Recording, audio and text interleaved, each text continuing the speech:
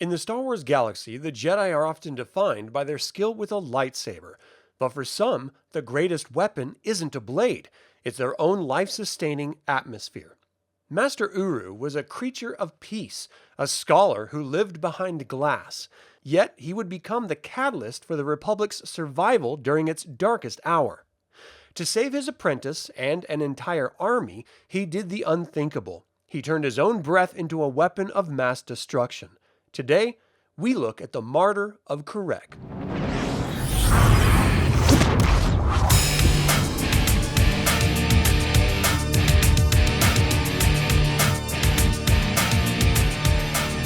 Greetings, my fellow scruffy looking Nerf Herders, and welcome back to the Infernal Brotherhood. Today, we look at the man who stood in his way. 5,000 years before the Battle of Yavin, the Jedi Order was a very different organization. Among their most respected masters was a Selegian named Ooroo. He was a floating brain in a jar, a master of ancient scrolls, and the mentor of the legendary Odan-Urr. His story is one of the most selfless sacrifices in Jedi history. Ooroo was a Selegian, a species so rare in the Jedi Order that he was practically a living curiosity. Evolution on his homeworld had taken a strange turn. His people were highly intelligent, telepathic, and resembled floating brains with long, delicate tentacles. However, there was a catch. Selegians breathe cyanogen, a gas that is lethal to almost every other life form. Conversely, the oxygen we breathe is a deadly poison to them. Because the Jedi headquarters on Ossus was oxygen-rich, Ooroo had to live inside a specialized crystalline life support tank.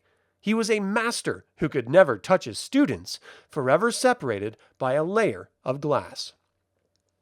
Ooroo's greatest legacy was his student, the Drathos Jedi Odan-Urr. The two were a perfect match. Both preferred the quiet hum of a library to the heat of a battlefield. Odan-Urr was content to stay on Ossus forever, buried in ancient Sith scrolls. But Ooroo knew that a Jedi's duty wasn't just to read history, but to protect it. He pushed Odan-Urr out of his comfort zone, sending him to the Koros system to aid Empress Teta. Ooroo understood that while knowledge is power, action is the application of that power. It was this push that allowed Odan-Urr to rediscover the lost art of battle meditation, a skill that would eventually save the Republic. While separated, both master and apprentice were plagued by the same terrifying Force visions, the funeral of Marka Ragnos and the rise of a new Sith threat.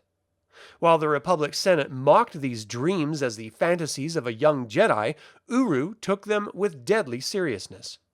He left the tranquility of Ossus and traveled to the Koros system to stand by his student. He warned Empress Teta that if the Sith returned, the war would cross the very fabric of hyperspace. He wasn't just a teacher anymore, he was a general, preparing for a conflagration that had been dormant for 1,000 years. When Naga Sadow's Massassi warriors finally descended upon the planet Kirrek, the Republic forces were utterly overwhelmed. These Sith behemoths were mindless, fueled by Sadow's dark magic, and immune to Odan-Urr's battle meditation. The defensive lines at the Citadel were breaking, and the Massassi were swarming the walls. Ooroo saw the inevitable. He realized that his presence on the battlefield, confined in his tank, was no longer enough. In a moment of supreme clarity, he ordered the Republic defenders and his beloved apprentice to fall back. As the Massassi closed in to shatter the tank and kill the helpless Jedi, Ooroo acted first. Using his own tentacles, he punctured the crystalline glass of his life support chamber. The pressurized cyanogen, the very air he needed to live, exploded outward. Ooroo used the Force to whip up a localized gale, driving the toxic yellow mist directly into the lungs of the Sith army. The Massassi, lethal as they were, died instantly. For Ooroo, the end was slower and more painful. As the cyanogen left the tank, oxygen rushed in, burning his fragile form.